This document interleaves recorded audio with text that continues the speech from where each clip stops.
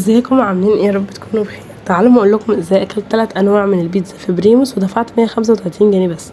اول حاجه طلبت بيتزا لارج كبيره، نصها سي رانش ونصها التاني كان سموكي برجر، ده نوع جديد عندهم، وواحده سمول تشيكن رانش.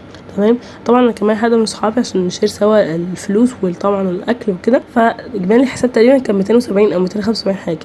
المهم البيتزا السموكي برجر الجديده اللي عندهم هي بتبقى عليها صوص تكساس برجر وقطع من البرجر بخيار المخلل، كانك بالظبط تاكل برجر بس بدل العيش بتاكل عجينه بيتزا. هو طعمها حلو بس حسيت شويه سنه التدخين اللي فيها رايحه شويه على الرنجه.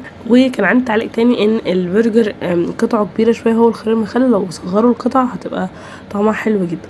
بعد كده طبعا السيرانش غنية عن التعريف، طعمها تحفه طبعا ومتغرقه سي فود. وتالت نوع اللي هي السمول اللي كانت تشيكن رانش، طبعا طعمها حلو جدا، احلى مكان بجد اكلت من عندهم التشيكن رانش. بس كده، لو عجبكم الفيديو اعملوا لايك وشير وسبسكرايب.